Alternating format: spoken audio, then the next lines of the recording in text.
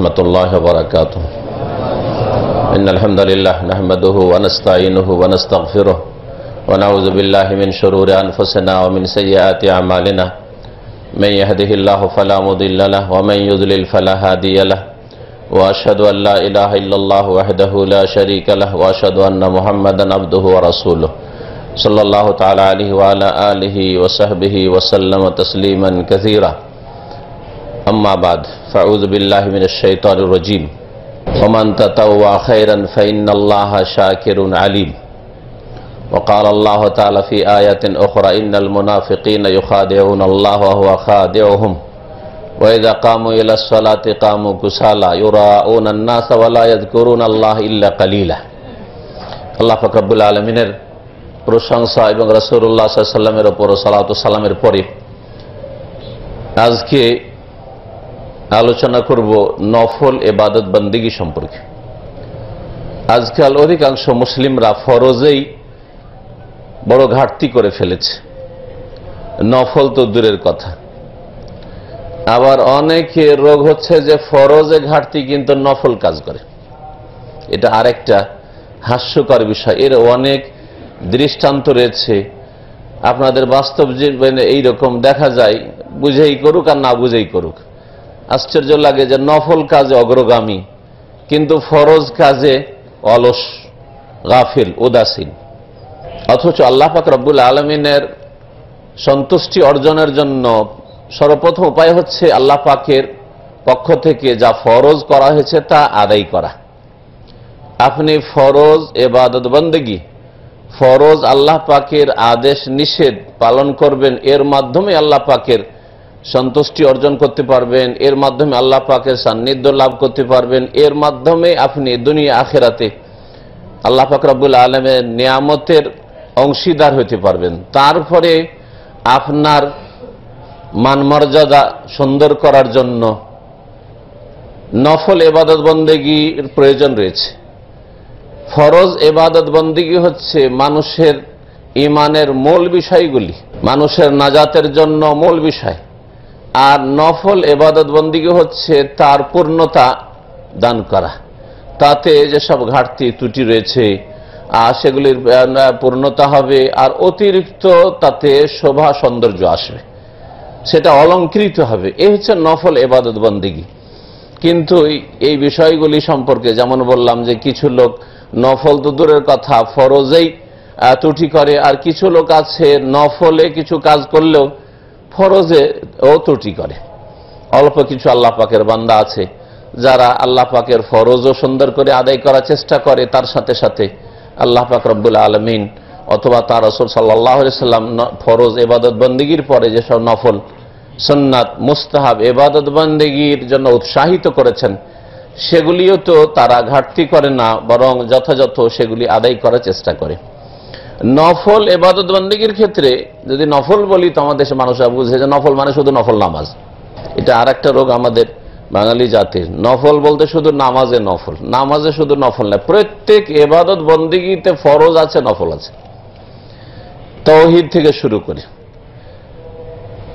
কালেমায়ে তাইয়্যিবা লা ইলাহা ইল্লাল্লাহর শাহাদাত, মুহাম্মদুর রাসূলুল্লাহর শাহাদাত, এই থেকে শুরু করে 5 ওয়াক্ত সালাত, এই যে নামাজ, যাকাত, আর্থিক ইবাদত, সিয়াম, রোজা, হজ, উমরা, সমস্ত ইবাদত বন্দেগীর ক্ষেত্রে ফরজও রয়েছে আর নফলও রয়েছে।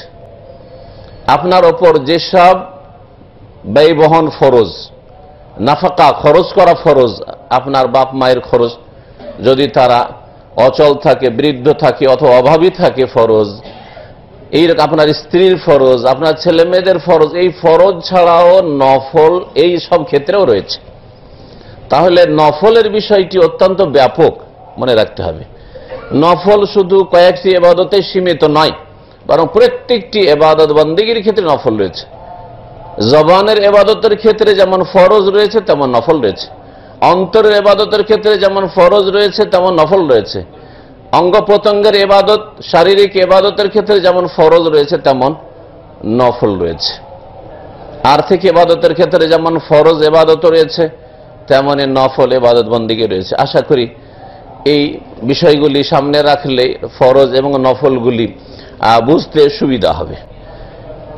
এক শ্রেণীর মানুষরা আছে যারা ফরজেও আসলেও তাতে অলস হয়ে আসে, উদাসীন হয়ে আসে।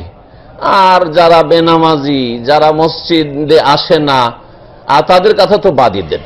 যারা এক ওয়াক্ত নামাজ ত্যাগ করে, তারা যে নিজেকে কুফরিতে লিপ্ত করে, ওদের কথা বাদ দেন। যারা নামাজ পড়তে আসেন তাদের অবস্থাটা আজকে তুলে ধরছি। ফরজ নামাজে আসলেও আসার সময় বিলম্ব, অধিকাংশ সময় দেখা যায় যে 1-2 রাকাত 3 রাকাত চলে গেছে, অথবা প্রথম জামাত চলে গেছে, প্রায় সময় দ্বিতীয় জামাতে, অথবা জামাত পাই না, কখনো জামাতে হাজির হয় না অনেকে। এইরকম গুনহাতে লিপ্ত রয়েছে। এক শ্রেণীর মানুষরা আসার ক্ষেত্রে মসজিদে আসে বিলম্ব করে, জামাত কখনো শুরু থেকে তাকবীরে তাহরিমা থেকে জামাত ধরার জন্য চেষ্টা করে না। আবার যখন জামাত শেষ হয়ে যায়, নামাজের বিষয়টা নেন, জামাত শেষ হয়ে গিয়ে কে কত আগে মসজিদ থেকে বেরোতে পারে এই জন্য প্রতিযোগিতা শুরু হয়ে যায়। আর এই এত প্রতিযোগিতা চলে যে এই ক্ষেত্রে কাকে কষ্ট হচ্ছে আমার বের হওয়ার কারণে, কাকে লাত মারলাম, কার শরীরে আমার পা গিয়ে লাগলো, আর কার সাথে বেয়াদবি হলো, কার ঘাড়ে ধাক্কা দিলাম, এসব কোনো পরোয়া নেই। বেয়াদবির সীমা নেই, বেয়াদবির সীমা নেই। এইরকম অনেকেই। এই দৃশ্যটা এমন মনে হচ্ছে যে যেমন পাখিকে খাঁচাতে রাখা হইলে যদি ছুটতে পায়, পাখি যদি ছুটতে পায় তো মুহূর্ত বিলম্ব করে না। ঠিক আজকালকার এই শ্রেণীর মুসলিম যারা মসজিদে আসে আর সালাম ফেরার সাথে এদিকে ওদিকে শুধু রাস্তা দেখে আর কিভাবে টান দিতে মসজিদ থেকে বেরোতে পারি, এরা যেন খাঁচাতে বন্দী হয়ে গেছে। জেলে এদেরকে গ্রেফতার করে বন্ধ করা হয়েছে, আর জেল থেকে মুক্তি পেয়েছে বা পাখির খাঁচার মতো খাঁচা থেকে মুক্ত হতে পেরেছে, তাড়াতাড়ি কি করে বেরোবে? শান্তি পায় না মসজিদে আসলে। আসল কথা হচ্ছে যে মসজিদে আসে শান্তি পায় না, বাইরে গেলেই শান্তি রয়েছে। বাইরে মানুষের সাথে কথা বললে শান্তি রয়েছে, বাইরে গিয়ে পাপ করলে শান্তি রয়েছে, বাইরে গিয়ে পেট পূজা করলে শান্তি রয়েছে, বাইরে গিয়ে আরাম পায়, মসজিদে আরাম পায় না। আল্লাহর সাথে কথা বলে শান্তি পায় না, ফেরেশতার মাঝে বসে থেকে শান্তি পাই না, রহমত যেখানে বর্ষণ হচ্ছে, আল্লাহ পাক রব্বুল আলামিন পক্ষে প্রশান্তি ঢেকে নিচ্ছে, আল্লাহ পাক রব্বুল আলামিনের ফেরেশতারা যেই জায়গাকে ঘিরে থাকছে, যেই জায়গাকে আল্লাহ পাক বাইতুল্লাহ, আল্লাহর ঘর বলেছেন, বাইতুম মিন বায়ুতিল্লাহ, এখানে বসে তারা শান্তি পায় না। এ হচ্ছে আজকাল এক শ্রেণীর নামাজিদের অবস্থা। অথচ নামাজের পরেও বেশ কিছু নফল ইবাদত রয়েছে, যেমন নামাজের আগেও নফল সুন্নত ইবাদত রয়েছে। আল্লাহ রাব্বুল আলামিন এদের সম্পর্কে কোরআনে কারীমে বলেছেন যে এদের মধ্যে মুনাফিকানা চরিত্র রয়েছে। বরং এদেরকে আল্লাহ পাক মুনাফিক বলে আখ্যায়িত করেছেন, যারা নামাজ আসলে শান্তি পায় না, মসজিদ আসলে তাড়াতাড়ি বের হয়ে পালাবার চেষ্টা করে, নামাজ পড়লে মনও লাগে না, তারপরে সেই ইবাদত বন্দেগীতে কোনো স্বাদও পায় না, স্বাদ পেলে আবার ছেড়ে কে যায়। স্বাদের জিনিস কেউ ছাড়তে চায় না, স্বাদ না পেলে ভালো লাগে, বাধ্য হতে হাতে সরাও, এটাই করে, তাই না? তো স্বাদ পায় না। ইন্নাল মুনাফিকিনা ইউখাদিউনা আল্লাহ, আল্লাহ পাক তাদের সম্পর্কে বলেছেন, মুনাফিকদের স্বভাব হচ্ছে আল্লাহকে প্রতারিত করার চেষ্টা করা। কিন্তু প্রতারণা করা যায় কার সাথে? যে কিছু জানে না, যে আপনি কি মনে রেখেছেন আর কি মুখে বলছেন, আপনার মনের কথার সাথে মুখের কথার মিল আছে কিনা যে জানে না, তাকে ধোঁকা দেওয়া যায়। কিন্তু আল্লাহ রাব্বুল আলামিন তো অন্তর্যামী, তুমি জবানে কি বলছো আর মনে কি রয়েছে সব কিছুই আল্লাহ পাক সম্যক জ্ঞাত, সুতরাং আল্লাহকে তো ধোঁকা দেওয়া যায়। ওয়া খাদিউহুম, সুতরাং এই প্রতারণার শিকার তারাই হয়। আল্লাহ পাক রব্বুল আলামিন তার কৌশলে ফাঁসান তাদেরকে, তারা নিজেরাই প্রতারিত। ওমা ইয়াখদাউনা ইল্লা আনফুসাহুম, আল্লাহ পাক অন্য আয়াতে বলেছে সূরা বাকারায়, ওয়া ইযা কামু ইলাস সালাহ। আর মুনাফিকদের একটি চরিত্র হচ্ছে যে তারা নামাজে দাঁড়ালে কামু কুসালা, বড়ই অলসতার সাথে গাফিলতির সাথে দাঁড়ায়। নামাজে আসে বড়ই গাফিলতার সাথে লেট, আর জামাতে আগে আসবে দেরি করে, আর যাওয়ার চেষ্টা করবে তাড়াতাড়ি।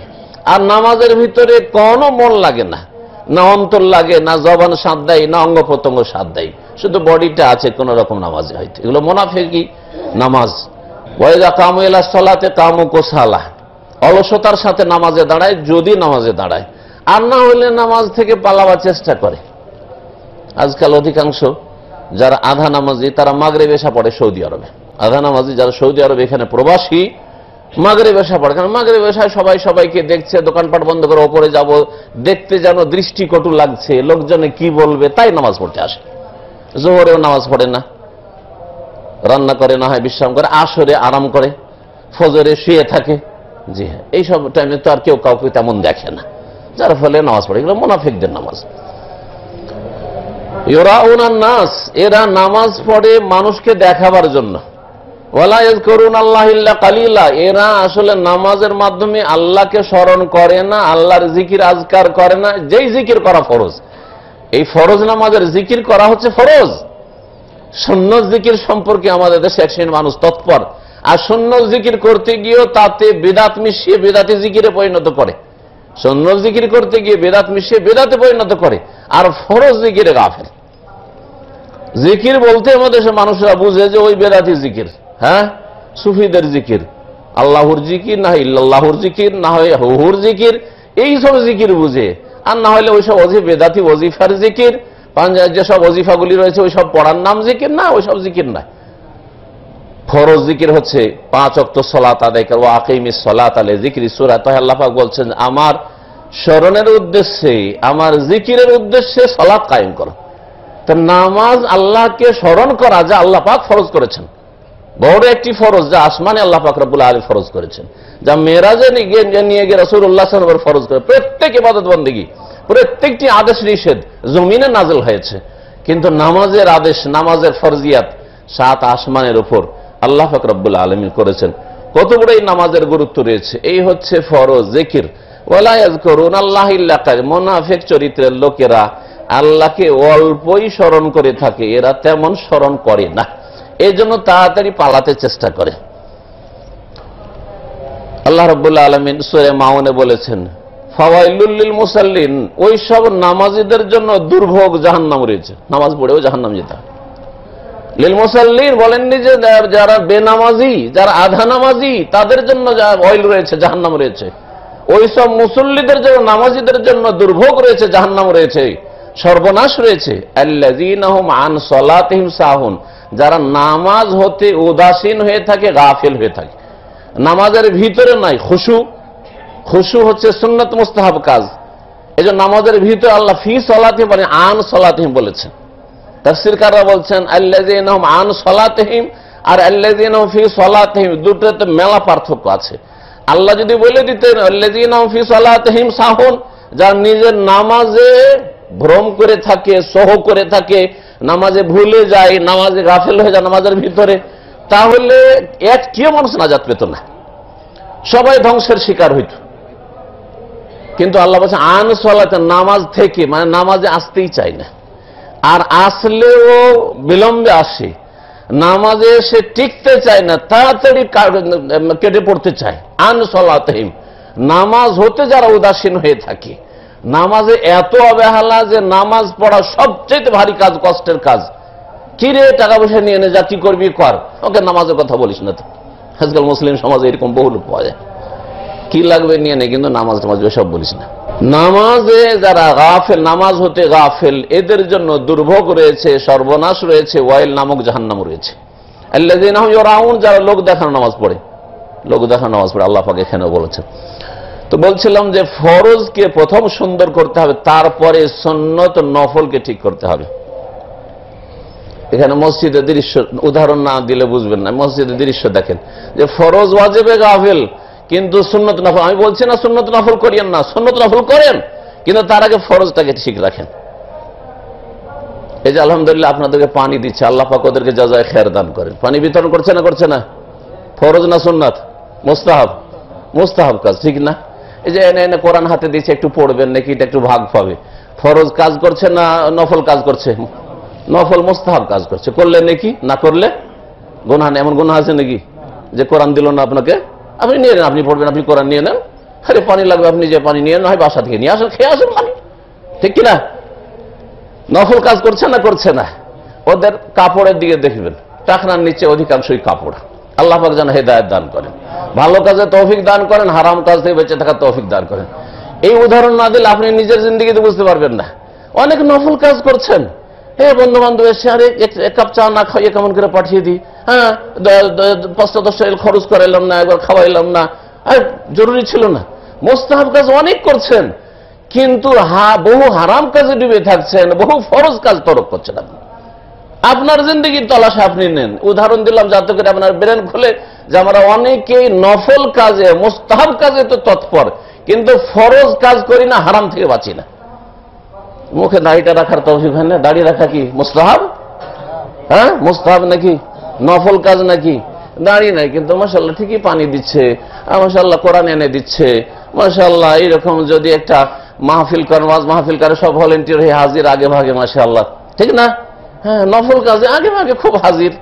তো এইরকম মুসলিম সমাজে অজ্ঞতার কারণে হোক অথবা শয়তানের ওয়াসওয়াসার বিভ্রান্তির শিকার হয়ে হোক, আসলে ইলমের অভাব, আসলে জ্ঞানের অভাব, যে আল্লাহ পাক রব্বুল আলামিনকে রাজি করা বিনা ফরজ ওয়াজিবে যায় না।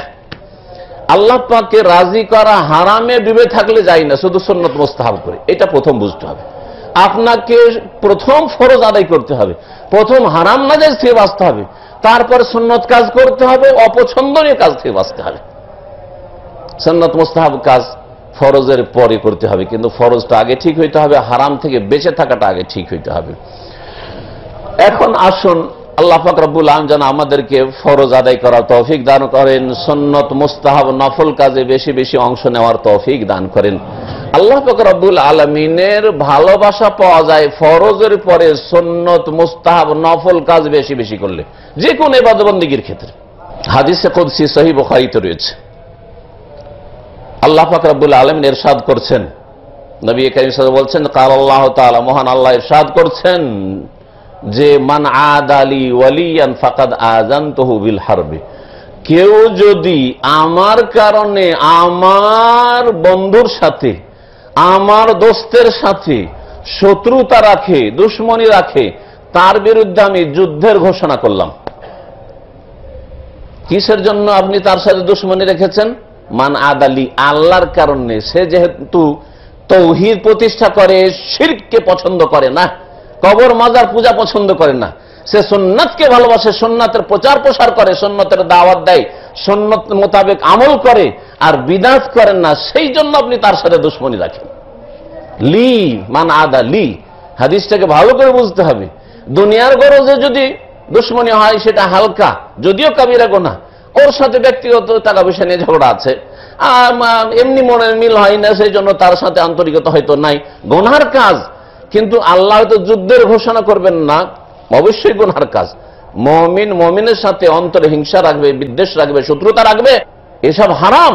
কিন্তু তার চাইতে বড় হারাম যে কি জন্য তার সাথে শত্রুতা? আল্লাহর কারণে, আল্লাহর দ্বীনের কারণে, আল্লাহ রাসূলের সুন্নতের কারণে। কেন দুশমনী?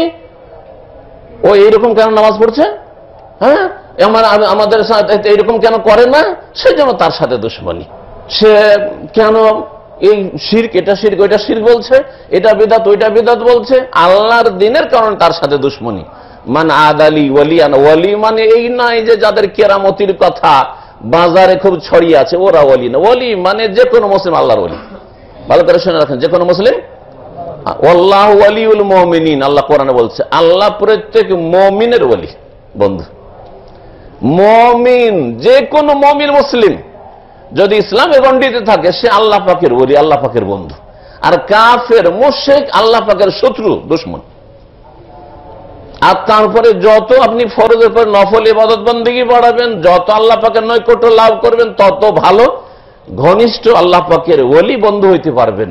এর জন্য সারা জিন্দগিতে কোনো কেরামতও লাগে না, আর এর জন্য কারো সার্টিফিকেট লাগে না, আর বেলায়েতের জন্য কোনো সিলসিলা তরিকত লাগে না। সব বাজে কথা এগুলো, সব ফালতু কথা এগুলো। কোরআনে বা হাদিসে প্রত্যেক মুমিন মুসলিমের সামনে আল্লাহ পাকের বেলায়েত, বন্ধুত্ব এর কথা সবার জন্য এই রাস্তা খোলা আছে। এই বন্ধুত্ব আর বেলায়েতের রাস্তা সবার জন্য খোলা আছে। তো নবী করিম সাল্লাল্লাহু আলাইহি ওয়াসাল্লাম বলেন, আল্লাহ পাক বলেন যে আমার দুশমনের সাথে, আমার বন্ধুর সাথে কেউ যদি দুশমনী রাখে, ফাকাদ আযানতুহু বিল হারবে, তার বিরুদ্ধে আমি যুদ্ধের ঘোষণা করলাম। আল্লাহ যদি যুদ্ধের ঘোষণা করে, কোথায় রেহাই পাবে? হ্যাঁ, সুদখোরের বিরুদ্ধে আল্লাহ পাকের এবং রাসূলের যুদ্ধের ঘোষণা আছে। এজন্য সুদখোর কখনো শান্তি পায় না, দুনিয়াতে কখনো শান্তি পায় না। সুদখোরের ছেলেমেয়েরা ওই হারাম পয়সা থেকে কখনো ভোগ করতে পায় না। কিছুদিন খুব আমোদ ফুর্তিতে চলে, আর তারপরে ধস নেমে আসে, দুনিয়াতে ধস নেমে আসে, আর আখিরাতের আযাব তো রয়েছেই। তারপরে বলছেন আমা তাকাররাবা ইলাইয়া আবদি বিশাইইন আহাব্বা ইলাইয়া মিম্মা আফতারাতুহু, আমার বান্দা আমার সান্নিধ্য লাভ করে এমন কিছু নেই যা আমার ফরজ ইবাদত বন্দেগীর চাইতে বেশি গুরুত্বপূর্ণ হতে পারে। অর্থাৎ আমার নৈকট্য লাভের সর্বোত্তম উপায় আর সর্বপ্রথম উপায় হচ্ছে মিম্মা আফতারাতুহু, আমার ফরজকৃত ইবাদত বন্দেগী।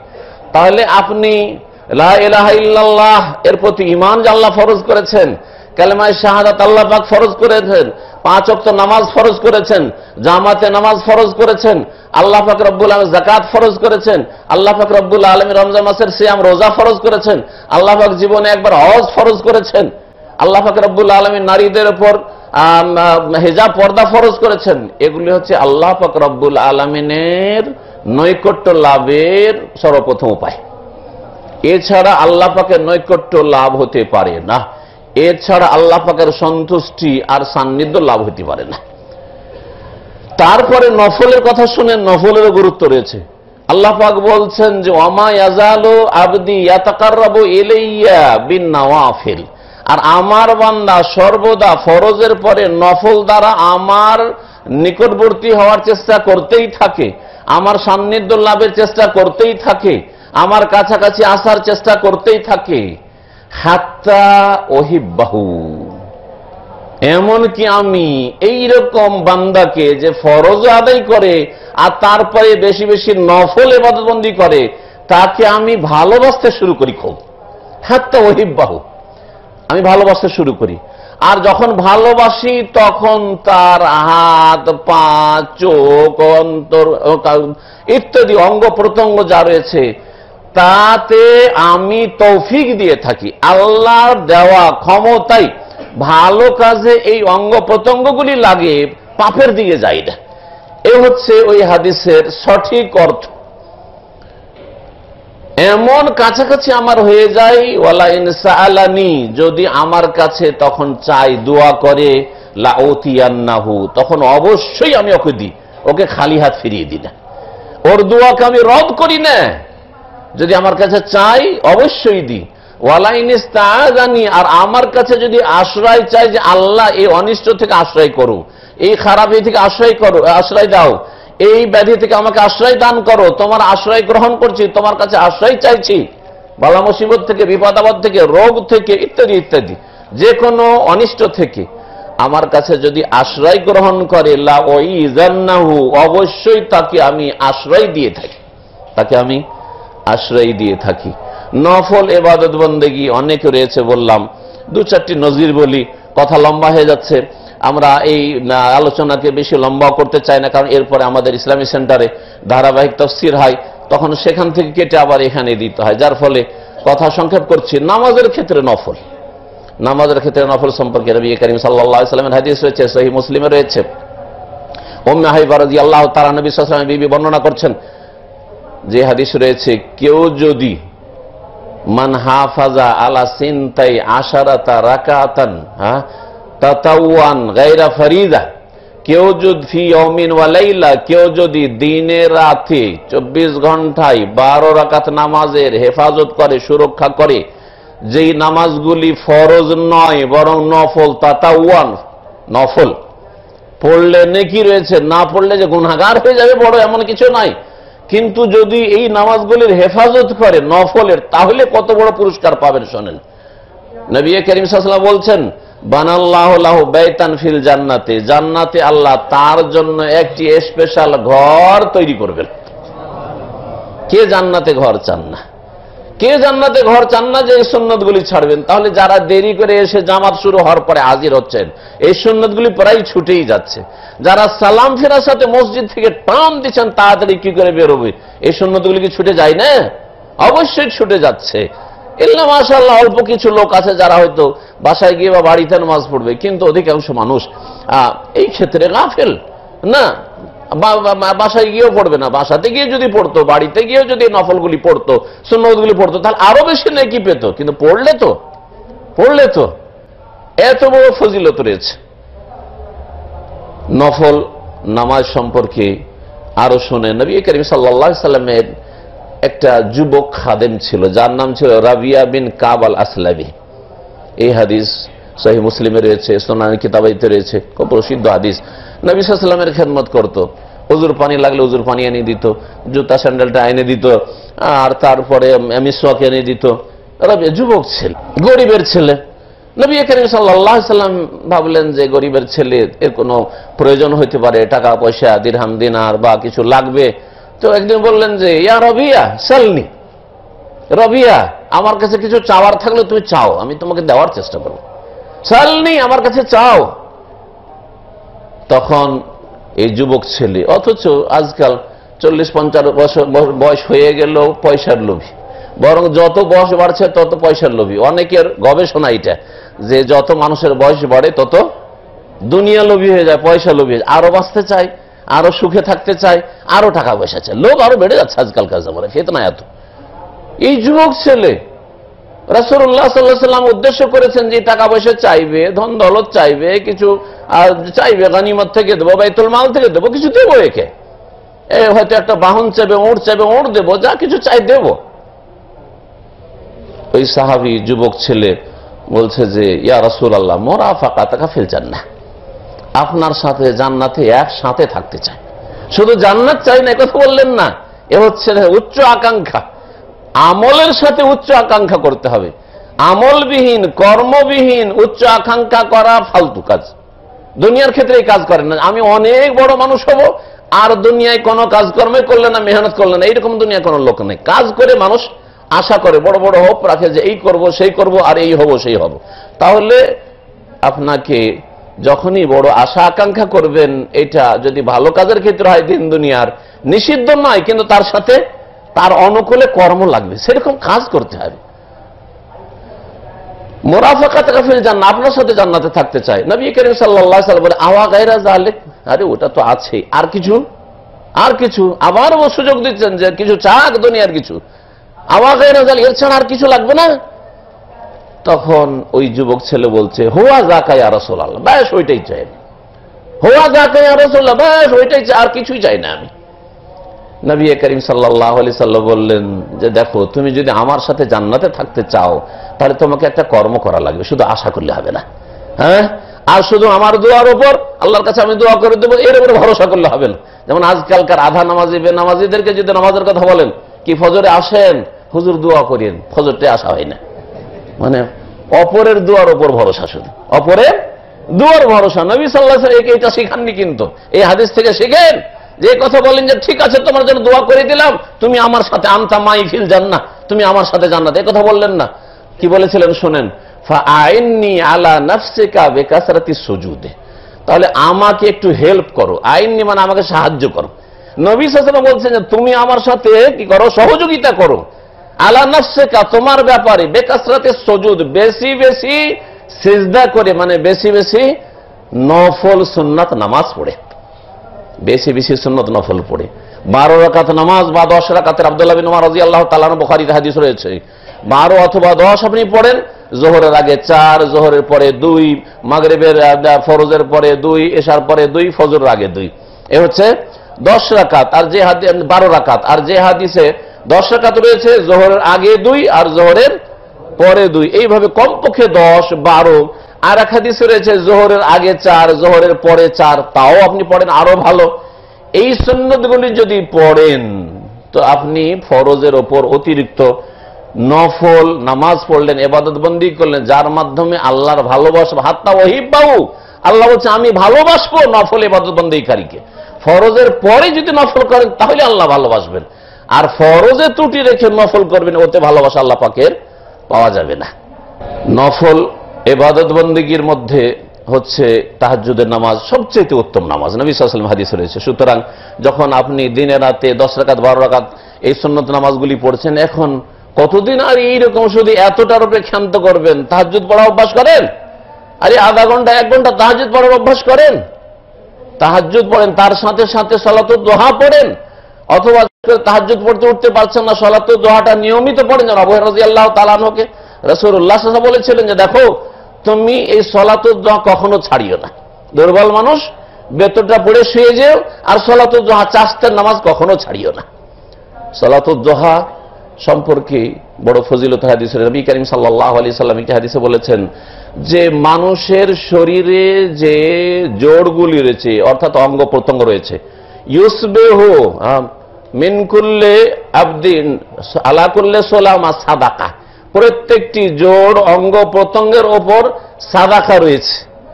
ফাকুল্লু তাসবিহাতিন সাদাকা, যদি সুবহানাল্লাহ বলেন একটা সাদাকার নেকি বলেন, আলহামদুলিল্লাহ বলেন সাদাকা, লা ইলাহা ইল্লাল্লাহ বলেন সাদাকা, আল্লাহু আকবার বলেন সাদাকা, ভালো কাজের উপদেশ দেন আমরুন বিল মারুফে সাদাকা, নাহি আনিল মুনকার, অন্যায় কাজে বাধা দিলেন, একটু অন্যায় কাজের ক্ষেত্রে বিরত রাখার চেষ্টা করলেন সাদাকা। এইভাবে মেলা সাদকা গণনা করার পরে নবী করিম সাল্লাল্লাহু আলাইহি ওয়াসাল্লাম বলেন ওয়ায়ুজিউ মিন যালিকা রাকাতান মিনাদ দুহা। আর এই যে 360টি অঙ্গ প্রত্যঙ্গ, নবী সাল্লাল্লাহু আলাইহি ওয়াসাল্লামের একটি হাদিস রয়েছে 360টি শরীর অঙ্গ প্রত্যঙ্গ রয়েছে, আর আজকালকার সায়েন্সও বলে যে মানুষের শরীরে 360টি অঙ্গ প্রত্যঙ্গ রয়েছে।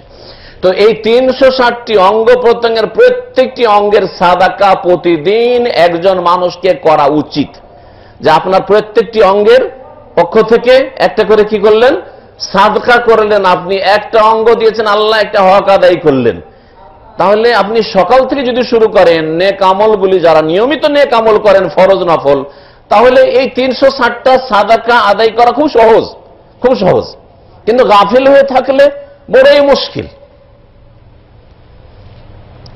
আর যদি আপনি না পারেন তাহলে কমপক্ষে যদি 2 রাকাত নামাজ সালাতুল দুহা চাস্তের পড়ে নেন, এই 360টা অঙ্গ প্রত্যঙ্গের জোড়ের পক্ষ থেকে হক আদায় করার জন্য, সাদকার জন্য যথেষ্ট হবে। নবী করিম সাল্লাল্লাহু আলাইহি ওয়াসাল্লাম বলছেন। দেখেন প্রত্যেক ফরজ নামাজের পরে 33 বার করে সুবহানাল্লাহ রয়েছে, 33 বার আলহামদুলিল্লাহ রয়েছে, 33 বার আল্লাহু আকবার রয়েছে, 99 হলো। তারপরে 100 পুরা করবেন কি দিয়ে? কালিমা তাওহীদ, লা ইলাহা ইল্লাল্লাহু ওয়াহদাহু লা শারীকা লাহু লাহুল মুলকু ওয়া লাহুল হামদু ওয়া হুয়া আলা কুল্লি শাইইন কাদির। নবী করিম সাল্লাল্লাহু আলাইহি ওয়াসাল্লাম বলছেন 100 বার হয়ে গেল, ঠিক না? তো এতে তো 100টা সাদাকা হইল, হইল না? হইল না 100টা সাদাকা, এটা একটা বুঝেন, 100টা সাদাকা হয়ে গেল। নবী করিম সাল্লাল্লাহু আলাইহি ওয়াসাল্লাম বলছেন কেউ যদি ফরজ নামাজের পরে নিয়মিত 33 করলো, তারপরে লা ইলাহা ইল্লাল্লাহু ওয়াহদাহু লা শারীকা লাহুল মুলকু ওয়া লাহুল হামদু ওয়া হুয়া আলা কুল্লি শাইইন কাদির দিয়ে 100 তামামুল মিয়া সম্পূর্ণ করলো 100, তাহলে গফিরাত লাহু খাতায়াহু, তার গুনাহগুলি ক্ষমা করে দেওয়া হবে। খাতা ছোট গুনাহ তো মাফ হবে, বড়েরও আশা আছে, কিন্তু বড়কে কন্টিনিউ করবেন না, হয়ে গেছে আর করার কিছু নেই। কিন্তু এই নয় যে আমি যেহেতু তাসবিহ তাহলিল করছি সেই জন্য কাবিরা গুনাহ করতেই থাকবো, এটা বদনসিবের লক্ষণ। যার ভাগ্য খারাপ তার লক্ষণ যে আমি তো নেকিও করছি, তো গুনাহ করলে অসুবিধা কি, তার নসিব খারাপ হয়েছে। কারণ এই রকম লোকের অধিকাংশ সময় পাপের অবস্থায় মৃত্যু হয়, কারণ এ পাপের কাজে সাহসী, এর দুঃসাহসিকতা বেশি। কিন্তু অতীতে যা ঘটে গেছে করার তো কিছু নাই, হয়েই গেছে, আর হাতছাড়া হয়ে গেছে, পাপ হওয়ার যা হয়ে গেছে। আপনি এখন সেই গুনাহগুলির কাফারার জন্য এই রকমের নেক আমলগুলি করেন, সুবহানাল্লাহ পড়া, আলহামদুলিল্লাহ পড়া, আল্লাহু আকবার পড়া, কালিমা তাওহীদ পড়া 100 বার পুরা করে, এগুলি সব নফল ইবাদত, সুন্নাত মুস্তাহাব ইবাদত। কিন্তু দেখেন এর ফজিলত কত বড়। গফিরাত লাহু খাতায়া, তার গুনাহগুলিকে মাফ করে দেওয়া হবে। ওয়াইন কানাত মিসলা জাবাদিল বাহরি, যদিও তার গুনার পরিমাণ সমুদ্রের, সাগরের ময়লা আবর্জনা আর ফেনা পরিমাণ হোক না কেন। কত ময়লা আবর্জনা থাকতে পারে সমুদ্রে, এত সাগর মহাসাগর রয়েছে, চিন্তা করুন আপনি, কল্পনার বাইরে যে কত ময়লা আবর্জনা আছে পানিতে। এত বেশি যদি গুনাহ থাকে তবুও গুনাহ মাফ করে দেওয়া হবে। এইরকম বহু নেক আমল রয়েছে। দিনে 100 বার করে কালেমা তাওহীদ পড়া, তারপরে ফজরের পরে, মাগরিব পরে 10 বার করে কালেমা তাওহীদ কমপক্ষে পড়া, লা ইলাহা ইল্লাল্লাহু ওয়াহদাহু লা শারীকা লাহুল মুলকু ওয়া লাহুল হামদু ওয়া হুয়া আলা কুল্লি শাইইন কাদির। নফল বাচনিক ইবাদতের মধ্যে সুবহানাল্লাহি ওয়া বিহামদিহি সুবহানাল্লাহিল আযীম, সুবহানাল্লাহি ওয়া বিহামদিহি আদাদা খালকিহি ওয়া রিদা নাফসিহি ওয়া জিনাতা আরশিহি ওয়া মিদাদা কালিমাতিহি, জাকাতের পরে নফল হচ্ছে দান খেরাত সাদকা করা। ইয়াতিম বিধবার, আপনার গ্রামে কি কোনো ইয়াতিম নেই? আপনার গ্রামে কোনো বিধবা নেই? আপনার গ্রামে কি অসহায় নেই? একজনের দায়িত্ব নিয়ে নেন, দুইজনের দায়িত্ব নিয়ে নেন যে তোমাদের ভরণ পোষণ দিব। ইয়াতিম ছেলেটা লেখাপড়া করতে পারি না, আমার ছেলে হলে তো আমি পড়াইতাম, আমার ভাতিজা হইলে পড়াইতাম, আমি এই ছেলেটাকে অপরের ছেলেকে আমি পড়িয়ে মানুষ করব ইত্যাদি। আমার মা হইলে আমি কি খাওয়াইতাম না, আমার খালা ফুফুকে খাওয়াইতাম না, আমি একটা অপর বিধবাকে খাওয়াবো। এইভাবে বহু নেকির রাস্তা রয়েছে যেগুলি হচ্ছে নফল দান খায়রাতের ক্ষেত্রে। রোজার ক্ষেত্রে নবী করিম সাল্লাল্লাহু আলাইহি সাল্লাম প্রত্যেক সপ্তাহে সোমবার বৃহস্পতিবার রোজা রাখতেন। আপনিও চেষ্টা করেন, একজন যুবক মানুষ, নবী করিম সাল্লাল্লাহু আলাইহি ওয়াসাল্লাম মাসে 3টি করে রোজা রাখতেন। চাঁদের মাসে 13, 14, 15 তারিখ আইয়াম বীজে রোজা রাখতেন। আপনিও একটু চেষ্টা করেন। এইরকম বহু নফল ইবাদতবন্দেগী রয়েছে। যারা সৌদি আরবে আছেন তারা শুধু জীবনে একটা হজ করলেন, ব্যাস, হজের পর একটু বেশি বেশি হজ করার চেষ্টা করেন। 5 বছর পর পর সরকার চান্স দিচ্ছে, 5 বছর পর পর একটা করে হজ করে, আর খরচ করে, ফ্রি পেলে যাব আর না হলে যাব না, এইরকম মন মেজাজ রাখিয়েন না। একটু খরচ করে হজটা করেন। আপনার দেশের মানুষরা কত টাকা খরচ করে হজে আসছে, আর এখান থেকে কয়টা টাকা খরচ করে হজে যাবেন, তাতেই ফ্রি তলাশ করে বেড়াচ্ছেন আপনি। ওমরা পর্যন্ত ফ্রি তলাশ করে বেড়াচ্ছে, আশ্চর্য হয়ে যাবেন আপনি। একজনের 20,000, 30,000 বেতন, 10,000 বেতন, তারপর কোথাও ফ্রি পাওয়া যায় কিনা খোঁজ খবর হচ্ছে, আশ্চর্য লেগে যায় আপনাকে। তো কোথায় নেকির আপনার আশা আকাঙ্ক্ষা, কোথায় আপনার নেকির ব্যাস বাড়াবার জন্য চেষ্টা রয়েছে? সম্মানিত ভাতৃমণ্ডলী, ওমরার ক্ষেত্রে হজের পরে ওমরা, ওই আমাদের বাংলা ভাষীরা ওমরা ওই ছোট হজ করেছি হুজুর, হ্যাঁ হজ করেছেন, ছোট হজ করেছে, তাও 2-4 বছর 5 বছরে একটা করে করেছে, বছরে একটা করে করেন না।